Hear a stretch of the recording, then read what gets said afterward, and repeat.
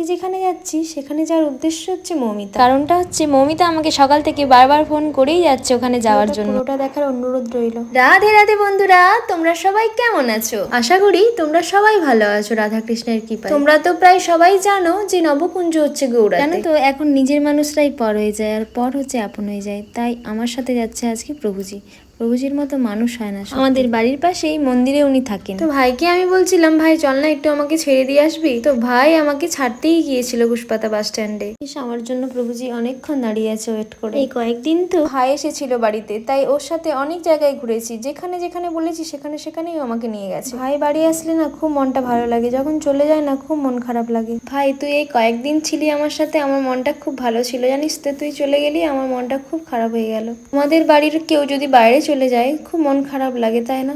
যাই হোক, কি আর করা যাবে, মন খারাপ করে কাজ তো করতেই হবে। ভাই আমাকে প্রভুজির কাছে ছেড়ে দিয়ে চলে গেল বাড়ি। এখন শুধু বাসের ওয়েট করছি কখন বাস আসবে। চলো চলো, বাসও এসে গেছে, তো যাওয়া যাক এখন। দেখো দেখো, বাসও পেয়ে গিয়েছিলাম, সাথে সাথে সিটও পেয়ে গিয়েছিলাম। সবই রাধাকৃষ্ণের কৃপা। চলো পৌঁছে গেলাম গৌড়াতে। অ্যাটলিস্ট এখনো অনেকটা জার্নি করা বাকি। এখনো এখান থেকে টোটো ধরে যেতে হবে। আমি অনেককেই ফোন করেছিলাম নবকুঞ্জ দেখতে যাওয়ার জন্য, তো সবাই বলেছে যাবে না। প্রভুজিকে আমি একবার বলতেই প্রভুজি রাজি হয়ে গেছিল। আর দেখতেই তো পাচ্ছ আমাদের টোটোতে যে আন্টিগুলো ছিল, ওই আন্টিগুলো আমাদের সাথেই যাচ্ছে নবকুঞ্জ দেখতে। সবই ভগবানের কৃপায়। আসছিলাম দুজনে, অনেকজন গল্প করার মানুষ পেয়ে গেলাম। কথা বলতে বলতে না খুব ইজিলি পৌঁছে গেলাম আমরা। আর এসে দেখি মৌমিতা আমার জন্য ওয়েট করে আছে। দেখো কি সুন্দর মিষ্টি লাগছে ওকে। আজকে ওকে প্রথমবার আমি শাড়ি পরে দেখলাম। সত্যি ও খুব মিষ্টি দেখতে, জানো তো। আজকে আমার এই নবকুঞ্জ দেখতে আসার একটাই কারণ হচ্ছে মৌমিতা। মৌমিতা যদি না আমাকে বারবার ফোন করে সকাল থেকে ডাকতো, আমি হয়তো সত্যি জোর করে আসতাম। তুই মৌমিতা, তোকে অনেক অনেক ধন্যবাদ। জানিস তো মৌমিতা, আমি নবকুঞ্জ এর আগে কোথাও দেখিনি, এই ফার্স্ট টাইম দেখলাম। ভাই আমার সেরা লেগেছে, আমার মন প্রাণ পুরো জুড়িয়ে গেছে। আমি খুব খুশি হয়েছি জীবনে, মানে চরম লেভেলের খুশি হয়েছি ভাই। সত্যি তুই যদি না থাকতিস না আমার আর যাওয়াই হতো না। তাহলে আর এটা ছাড়াও ভগবান যদি না চায় কখনোই কেউ যেতে পারে না। অবশ্যই হয়তো ভগবান চেয়েছিলেন যে আমি যাই। এটা আমাদের রাধাকৃষ্ণজিউর মন্দির। দেখো কত সুন্দর সাজানো আছে মন্দিরটা। মন্দিরের ভেতরটাও দর্শন করে এলাম, মনটা সত্যি জড়িয়ে গেল, জানো তো। মমিতা বলছিল এটাই হচ্ছে আসল মন্দির। দেখো শুধু কত সুন্দর সাজিয়েছে। মমিতা তো আমার সাথেই ছিল। মমিতাই বললো যে চল ছাদ থেকে দেখবি মন্দিরটা কেমন লাগছে। সত্যি কি অসাধারণ লাগছে বলো। কি দারুণ ভিউটা দেখো একবার। দেখো একবার মমিতার হাসিটা কি মিষ্টি, তাই না? কি মিষ্টি।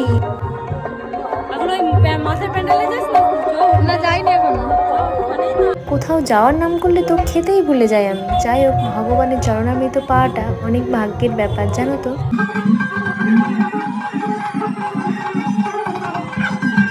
চলো চলো ভেতরে প্রবেশ করা যাক। আর কার নবকুঞ্জ ঘোরা হয়ে গেছে প্লিজ কমেন্ট করে জানিও। আর কেমন লেগেছে তোমাদের সেটাও অবশ্যই জানাবে। দারুণ কিন্তু থিমগুলো বলো, কি সুন্দর সব সাজানো। এদিকে দেখো আমাদের মা সাবিত্রীকে পুরো সিঁদুরে লাল করে দিয়েছে সবাই। তো এই সিঁদুর পরার সৌভাগ্য সবার থাকে না। না, আমি একটু মমিতাকে সিঁদুরের টিপ পরিয়ে দিয়েছিলাম।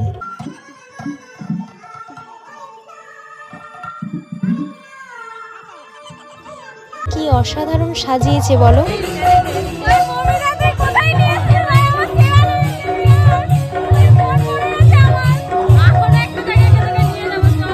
সত্যি মমিতা যদি আমাকে এতবার না ডাকতো আমি হয়তো সত্যিই আসতাম না। না আসলে আমি সবটাই মিস করে যেতাম। সেরা লেগেছে ভাই, জাস্ট আর কিচ্ছু বলার নেই আমার। মুগ্ধ আমি, মন ভরে গেছে আমার, সত্যি বলছি।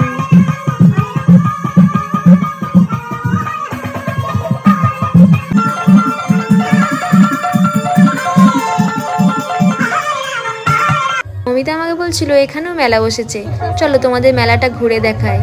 জানো তো এখানে যা যা দেখতে পাচ্ছ, যা কিছু খাবার রয়েছিল না সব ভেজ ছিল, কোনোটাই নন ভেজ ছিল না। তোমরা নিজেরাই ভাবো যে কতটা জায়গা জুড়ে এই নবকুঞ্জটা হচ্ছে। নবকুঞ্জ প্লাস হচ্ছে এই এত বড় মেলা বসেছে। সব নিরামিষ।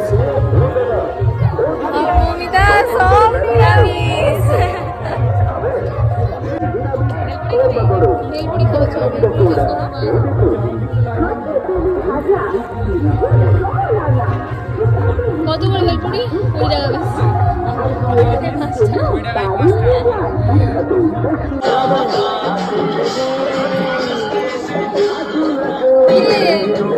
কেমন নিরামিষ বেলপুরি?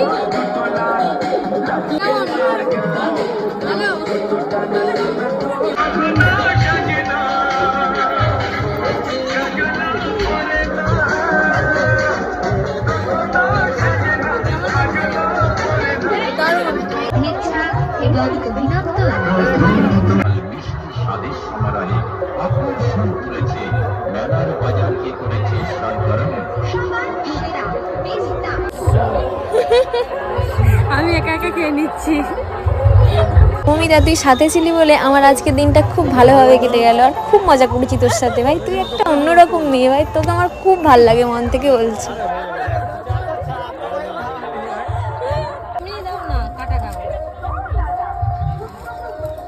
বাঙালির মেলা মানে বিরাট একটা ব্যাপার। দেখো সব মেলাতেই কিন্তু ভিড় থাকা চাই, না হলে মেলা ঠিক জমেই না। এগুলো কিরকম অ্যামাউন্ট আছে? বা সুন্দর, এটা বেশ সুন্দর। দেখ নে তোর এইটা, এটা মার খাবি কিন্তু আমি নেবো না। তুই না, আমি খেলবো না। নিতেই হবে, খেলবো না, নিতেই হবে। আমি নেবো না, সে আমাকে জোর করছে, ওকে নিতেই হবে এই ব্যাগটা।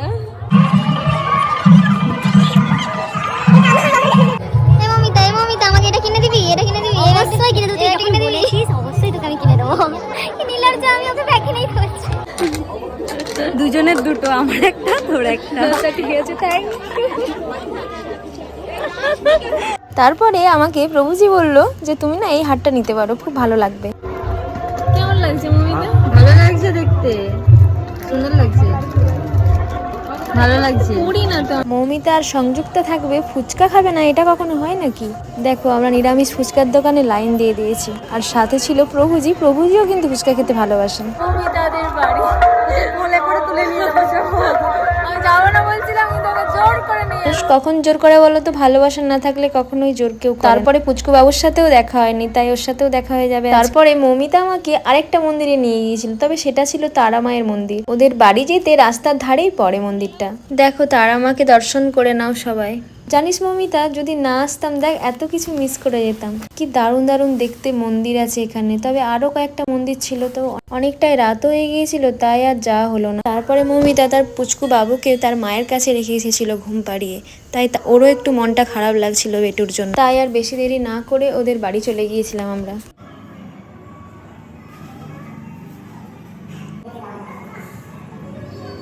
পুচকু এবার কান্না ভুলে গেছি তোমার?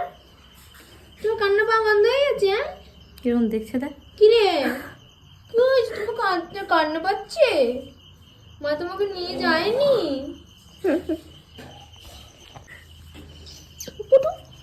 হ্যাঁ, আমি অনেকবার দেওয়ার চেষ্টা করছিলাম, কিছুতেই নিচ্ছে না। যতক্ষণ না ওর মা দিল ততক্ষণ কিছুতেই নিল না। কি রাগ বাচ্চা, পুচকু বাবু একটা। আমি এখন মৌমিতাদের বাড়ি থেকে ঘুরে এখন আমার বাড়ি যাওয়ার পালা।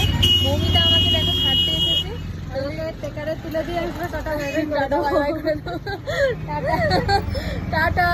তবে ভিডিওটা আজ এই পর্যন্তই থাকলো, দেখা হবে আবার কোনো ব্লগ নিয়ে। আর সবাই কমেন্ট করে জানিও ভিডিওটা কেমন লাগলো। সবাই ভালো থেকো, সুস্থ থেকো আর সাবধানে থেকো। রাধে রাধে বন্ধুরা।